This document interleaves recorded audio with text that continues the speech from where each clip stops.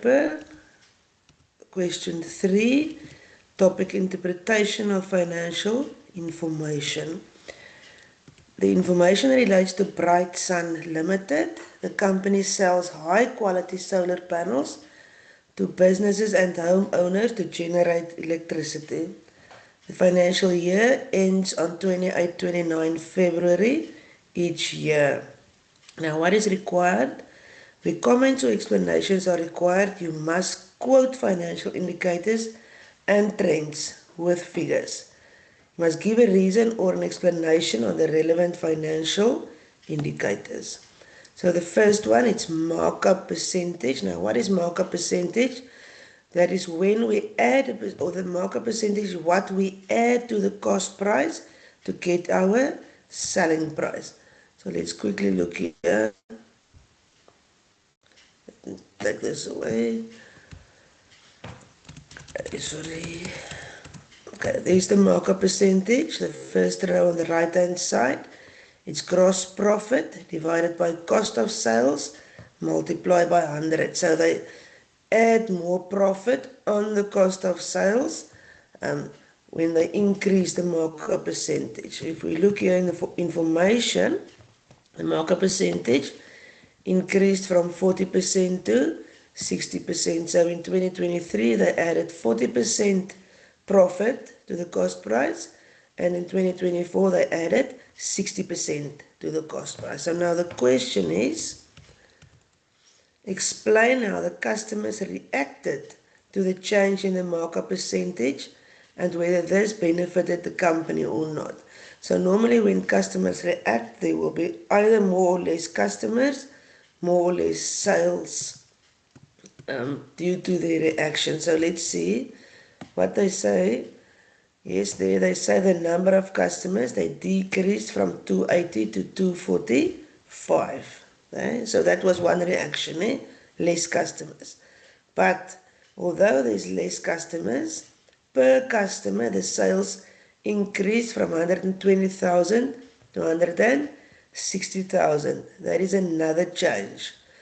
Now we can say, what is the total sales for 2023? The total sales will be 280 times 120,000 rand, and the total sales in 2024 would be 245 customers times the 160,000 rand of sales. Okay, so let's see what they say in the answer. That's the one that we already got, the difference in the spending. There's the difference in customer numbers. They dropped by 35. Then we did the calculation on sales. Sales increased. How did they get that figures? They multiply the 120 with the 280 to get the 33.6.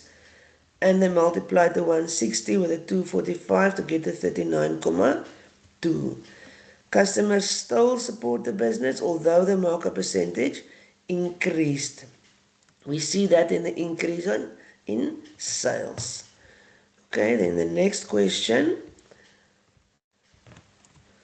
And where do we read our questions? In our question paper, not in our answer book. Profitability and operating efficiency. In other words, when we see the words profitability, we will know we have to do something with a profit. And operating efficiency, that we manage our expenses well, so it will definitely be something with expense management as well. So those will be five yellow indicators here. The net profit before tax, operating expenses, net profit after tax on sales, operating profit on sales. So we have to go to our question paper and see which of those they used in this question paper. And then we must comment on it. Okay. So if you look here, there's the three indicators. The operating expenses on sales, it decreased from 28 to 22%, so there were less expenses on the sales, which is good. The operating profit on sales, it increased from 10,2 to 15,6, or by 5,4 percentage points. That's also good. The profit is more in relation to or the operating profit is more in relation to the sales. Or the net profit after tax, it increased from 8,8 to 13,5. And then you can get the difference percentage points there. I think it will be 4,7 percentage points. No? We don't use the markup percentage to say if it was efficiently, the operating activities, if it were efficiently, because the markup percentage just say how much we added to the cost price. Okay, so if we look at the answers here, there are the three indicators: operating expenses on sales. There's the improved or decreased, that is the trend. Improved, it's a dangerous one to use, so I would rather say decreased. Operating profit on sales and profit on sales. And there's the percentage points. And the 6 percentage points, 5,4 percentage points, 4,7 percentage points. Remember, you can't only say 4,7 percentage, you have to say the points as well, because if we only want to say the percentage, then we must take this 2, get the difference, and divide it by the original one, multiply by 100, then you will get 53,4%. It's mathematically incorrect to say it's an increase of 4,7%. It's an increase of 4,7 percentage points. And just like I told you, do not accept markup percentage. Markup percentage is not telling you if the business was operating efficiently or not. Okay, then we go to 3.3, financial risk and gearing. So when we hear the words risk and gearing, by now we must know risk and gearing. There's two ratios that we use for when we see loan risk and gearing. The one is the debt equity ratio. In other words, what is the relationship between the long-term liabilities, the loan, and the equity? The equity is the shareholders' capital plus the retained income. Okay, so if this ratio is low, less than 0,6 to 1, less than 0,7 to 1, it's a low financial risk, low gearing. In other words, you don't make use of a lot of loans in relation to your equity contributed by the owners. So what does low financial risk means? There's a low chance that your business will not be able to pay the loans, or that the business, there's a low chance that the financial institution who borrowed you the money, that they will lose the money, okay? Because you don't make use of a lot of loans. So it means that in relation to the shareholders' equity, that you don't make use of a lot of loans. So I just said that name. So that means it's low financial risk. There's not a big chance that they will lose their money if they borrow you money. Okay? If there's a big chance that you will not be able to pay it back, that they will lose their money if they borrow you money, then you say it's a high financial risk, high gearing, sorry, which means if it's high financial risk, they won't borrow you more money. They will be afraid that you will not pay it back, or will not be able to pay it back, and then they will lose the money that they've borrowed you. Okay, the other ratio is return on total capital employed. So return on total capital employed, it means what is the percentage that we made on the total capital that we used in the business. So the total capital is the loan plus the shareholders' equity.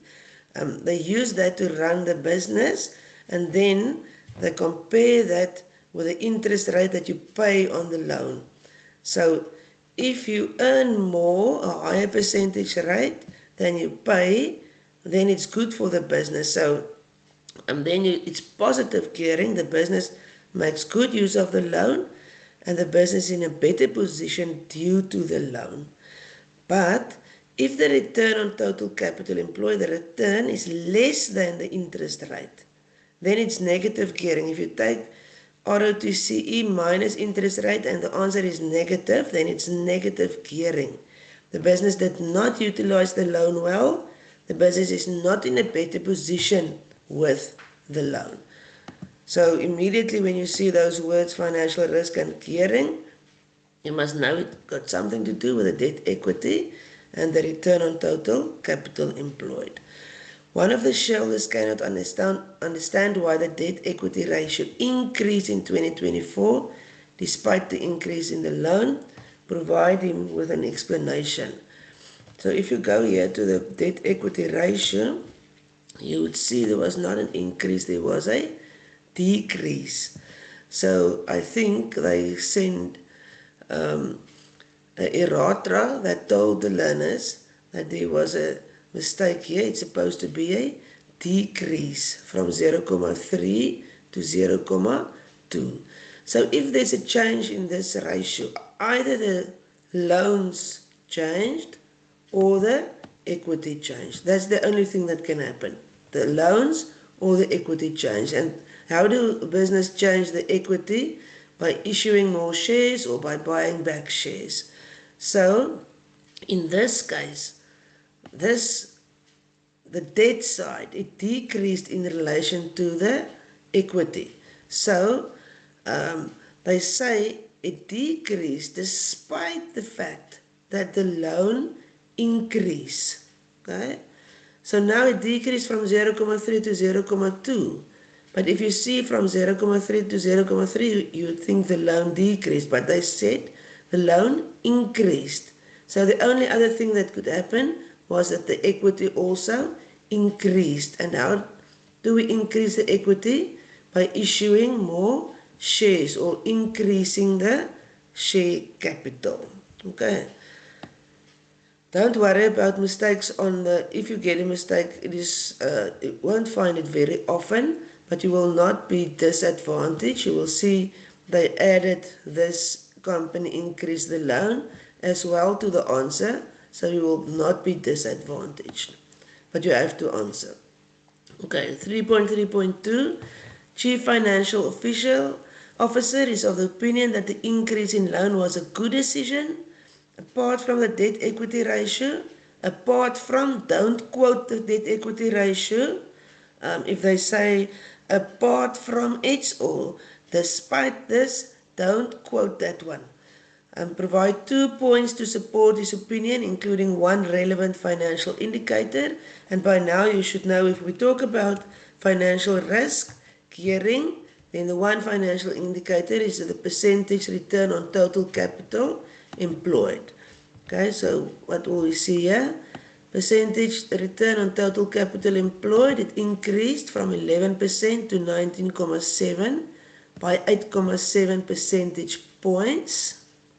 And what do we compare the return on total capital employed with? You have to look for the interest rate on loans, which is 13%. So if we say, let me just get the highlighter here. This one is 9.7. This one is 13. So you pay 13% interest, but you earn 19.7, which is good. So you will have left at least 6.7% for the business. But in 2023, you earned 13% and you earned 11% and you paid 13%, which is then a negative gearing. You didn't utilize the loan well. You paid 13%, but you earn 11%. I wonder where they got the other 2% off. In 2024, it's positive gearing. You pay 13% interest on the loans, but you earn 19.7% on that when you utilize that loan and the share capital. Okay, so in 2024 it is positive gearing. Okay, so they say here, the degree of gearing has moved from negative to positive. It now exceeds the interest rate on loans. It's not difficult, then. 3.4.1 returns, earnings and dividends. Okay, so you inherit some money and from your grandfather, and now you have a choice. It's inherited, no? Okay, now you have a choice. You either put that money in the bank and earn an interest, or you put that money in the business and you earn dividends. Okay? So for a shareholder, there's two ways that you can make money out of a company when you buy shares. You either earn dividends or the share price increase. So you bought the shares for 5 rand, now you sell it for 9 rand, so you make a profit of 4 rand. So that's the two ways in which you can earn money when buying shares in a company. Okay, so returns, when you see the word returns, earnings, dividends is what did you get back out of the business. Okay, the returns, dividends, or what did the business make on the share capital, not on the share capital and the loan, only on the share capital. Okay, then the earnings per share. sorry. Let's go here to the financial indicators. Then you will see these pink ones here. Ne? Return on shareholders' equity. So now we have the net income after tax on the average shareholders' equity. Okay? So what's left after we paid the tax? So how much did the owners get, or can they get out of the average shareholders' equity of what they've put into the business, ne? Okay? So we will compare this, Rosh, with the interest rate that we will receive on a fixed deposit at a bank or on an alternative investment, because you could either invest in the company or in an alternative investment. Then the earnings per share, net income after tax, divided by the number of issued shares. So how much did they earn per issued share? Okay, and then the dividends. There's 3 dividends per share. The one is the dividends for the year on the number of issued shares. So you use DPS 1 if there was no change in the number of shares issued. But if they issued shares during the year or they bought shares back during the year, then you will use DPS 2 and DPS 3, and you will add the 2 to get the total dividends for the year. Then the dividend payout rate. Which percentage of the earnings is paid out as dividends? So there's 2. The second one, you don't see it often. You found it in your project this term, ne? Dividends for the year divided by net income after tax. It will give you the same answer. Dividends per payout rate. So if we pay out a high percentage, then we want to keep the shareholders happy. If the company pay out a lower percentage of dividends, they want to expand the business. Okay, so now let's look at the questions. Comment, go down. Comment on whether the shareholders should be satisfied with the return on the investment. Provide 2 points, including 1 financial indicator. Okay, comment on whether the shareholders should be satisfied with the return on their investment. So the shareholders, remember now, they, what did we say when we want to know if they are satisfied? We said when we want to know if they are satisfied with the return, we compare the return with the returns on other investments or on alternative investments. So let's see. We go down here. We get the other color highlighter. Let's take green. There's the ROSH, return on shareholders' equity. If you look at that, will they be satisfied? It increased from 8% to 15.6%, which is good, né? Last year they earned 8%, now they earn 15.6%. But the important thing is, what would they earn on an alternative investment? Both years only 7%. Last year they earned 1% more than on an alternative investment, 8% versus 7. In 2024, they earned, 8.6% percentage points. No?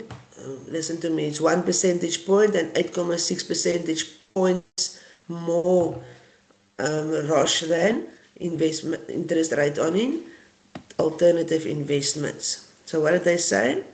They say that percentage return on shareholders' equity improved from 8% to 15.6% by 7.6 percentage points, and this greatly exceeds the returns on most other investments. Okay.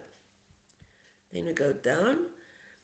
We say, comment on the earnings per share and explain its impact on the dividend payout policy adopted by the directors.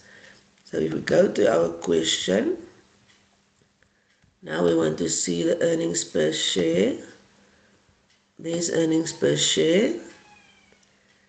It increased from 113 cents to 224 cents. Okay, let's see what they say. Earnings per share increased from 113 to 224 cents. This shows improved profits in the business. So per share, the profits increased. Okay, so you have to, if you look there, earnings per share with a explanation for 2 marks. Né? Then on the dividend payout policy, there it is. So out of this 113 cents, in 2023, they paid out 80% of that to shareholders. So in 2023, they wanted to keep their shareholders happy. In 2024, they only paid out 40%. Maybe shareholders will not be happy, but the business did that. They retained more earnings that would be used to benefit the business in the future. So on the long run, it will benefit the shareholders because on the long run, they will earn more dividends. But for now, they earned less because the business want to expand. Okay, 3.5. Share price on the stock exchange. Share price. By now you must know, when you hear the word share price, we compare the share price with what? We compare the share price with the market price, né? Okay, the net asset value with the market price. Sorry, my attention was a bit short there. Let's see what they say here. Where do we get information about that? Okay, Robert, let's take out this. Share price. There's the market price. Okay, and then there's the net asset value. Okay, I hope you looked at the video that I sent last week on net asset value. What does it mean? It means that if we take all the assets of the business and we sell it, we pay all the liabilities, what is left per share? Now remember, accounting equation, assets equal equity plus liabilities. So if you take the liabilities over the equal sign, then it becomes a minus. So assets minus liabilities, it will give you the equity. So you can calculate net asset value by using the equity divided by the number of shares. Let's see here. this is this purple one, shareholders' equity divided by the number of shares multiplied by 100. Okay, so then if you multiply by 100, you will get cents. And we normally use cents when we talk about net asset value and share price.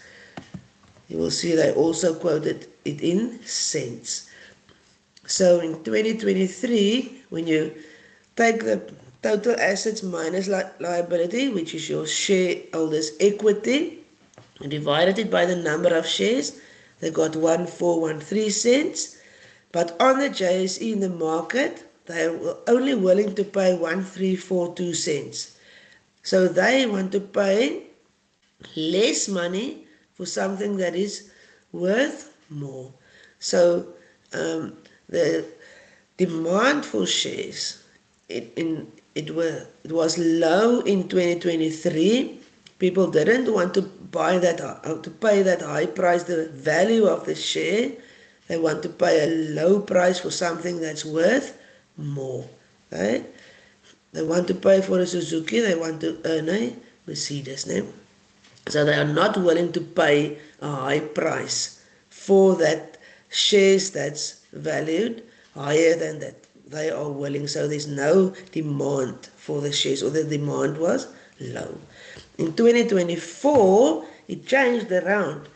The investors are willing to pay 1610 cents for something that's worth 1543 cents. Now remember, on the JSE, the prices, they are determined by the demand and supply.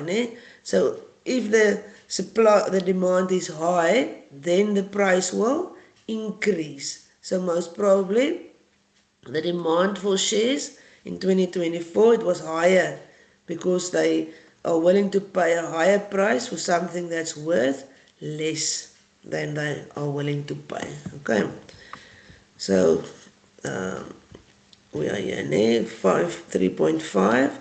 Comment on the performance of the share price on the stock exchange. Share price, when you hear share price, you must compare with what? With net asset value. So the first thing that happened with the share price on the stock exchange, it increased from 134 to 1610. Okay, that is the first one. Due to the good returns earned or the positive image of the business, the market price increased. The second point, the market price exceeded the net asset value, which indicates a good demand for shares. That was in 2024. And in 2023, the net asset value was higher than the market price. This indicates a poor demand for shares. Do not award marks if only the net asset value for both years were compared. Okay? They say here, share price on the stock exchange. So in both of the answers, you use the share price on the stock exchange, and you compare this one either with each other, the one year with the other year, or then with the net asset value. Okay, 3.6. Shareholding of Alan Ashwin.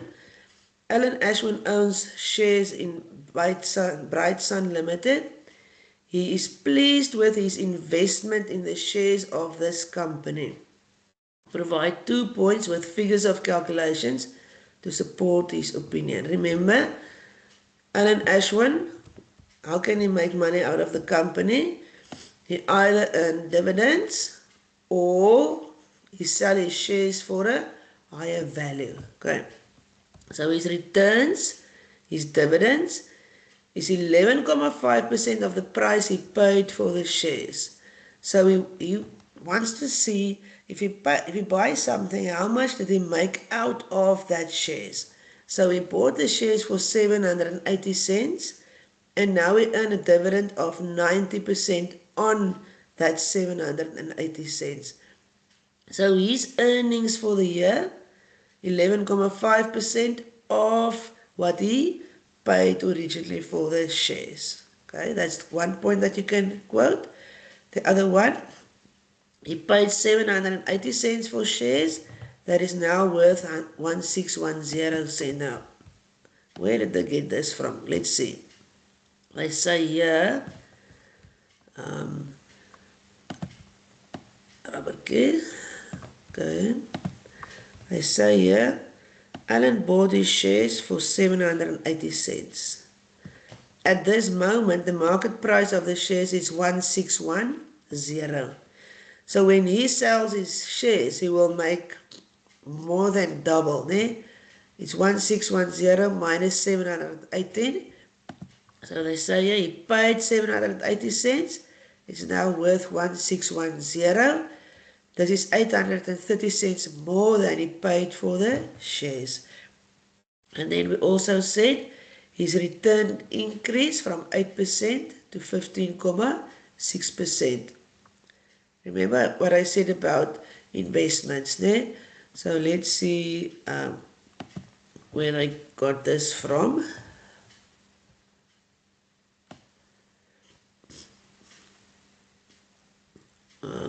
Return increased from 8% to 15.6%. Okay. And the next question, 3.6. The company plans to issue additional new shares equal to 20% of the issued share capital in the next financial year to existing shareholders. So if they issue shares to existing shareholders, we call that the rights issue. Ne? They're not going to issue to new shareholders or possible investors. They issue it to existing shareholders. Rights issue. Alan has indicated that he will not take up this offer. So it was only offered to existing shareholders. And how many shares are they going to offer? 20% of the issued share capital. So let's see the issued share capital. How many shares? Where do we find that? Here it is. Let me change this to yellow again. The shares issued on 29 February 2024. So in the next financial year, they are going to issue 20% of 700,000, which is 140,000. So at the end of the rights issue, the number of shares issued will be 820,000 shares. 20% more than the 700. Okay, so for now,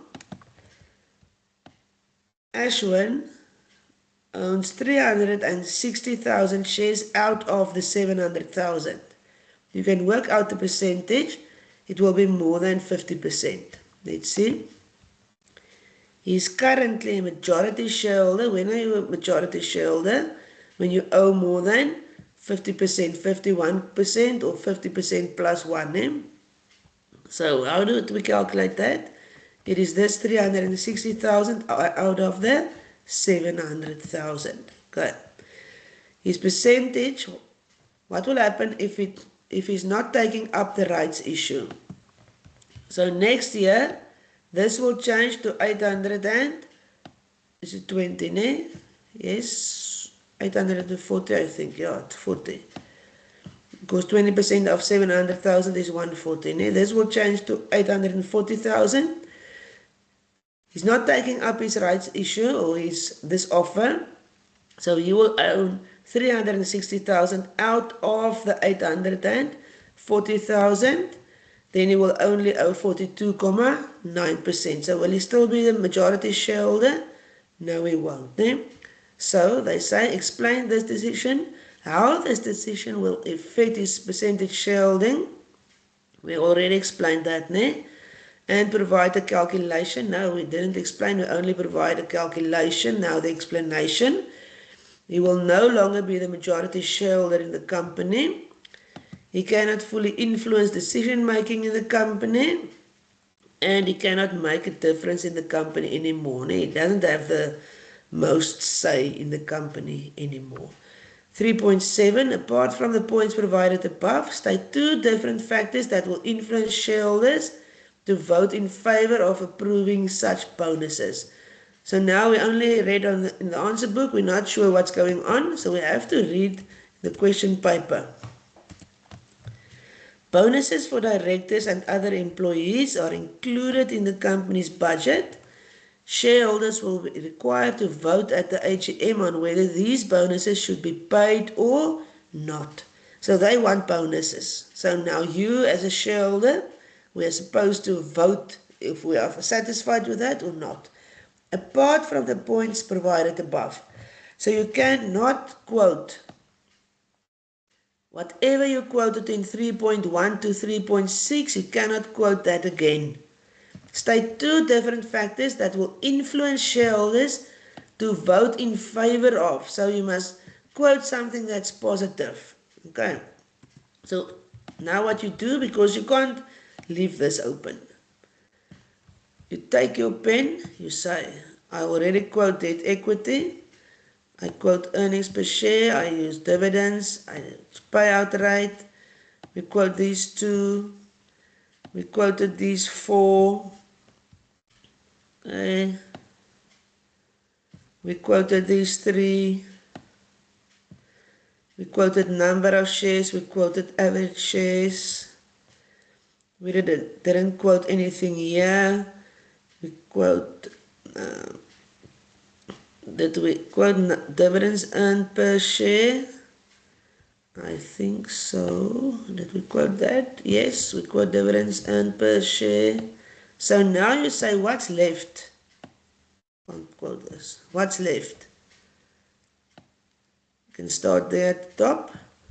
The current ratio and the asset test ratio, which is liquidity, they are liquidity ratios. You can quote them. The solvency ratio, number of directors. So solvency ratio, it won't say something about the efficiency that will help you to different factors will influence shareholders to vote in favor of approving. No, not solvency. Here's number of directors and employees. They decrease, from 43 to 38. So their work, it's efficient, because there are less people, but they do a good job. So you can quote that one. Let's look at current ratio. It decreased from 4.3 to 1.8. Asset test decreased from 2.5 to 0.9. It means you have less stock, which is good. 4.3 and 2.5, it's too high. Okay? There were either too much stock. There's a big difference in the two, so there was too much stock, too much debtors, too much cash. So it's better for you to put your cash in a fixed deposit because you earn more interest on that. So you can quote those two liquidity ratios. Okay? And in this case, they took that as one. The liquidity is more efficiently controlled. Then what else did they do? We set off the number of directors and employees. And then a good thing, they also sold the unproductive fixed assets, which is good. Now, why would you like to have old unproductive fixed assets? You do nothing with it. You don't earn money out of unproductive fixed assets. Okay? So they quote that one. They quote liquidity. They quote, we said performance of the company improved with lesser employees and directors. And then the last one, the quote here, it is the cash generated from operations. Do you want to earn more cash from operations or less? The cash, you want it to increase. So therefore you can also use that as a ratio or as a figure to say that they did a good job in this year. So therefore you will vote for them to get a bonus. Okay, that is what I'm going to do today. I'm going to send you the recording since I'm going to be in a meeting this afternoon when you're supposed to have our classes. Yeah, so this was my third recording. The first one I did the whole recording and I didn't record it. The second one I did half of it, but I didn't unmute myself, so I hope this one will be good now. Okay, remember, after this long weekend, there's only 3 weeks left before we start with exam. So please, guys, get behind your books. Apply your bottom to the chair, the ABC principle. Apply bottom to chair so that you can earn good marks in this June exam. Okay, bye-bye.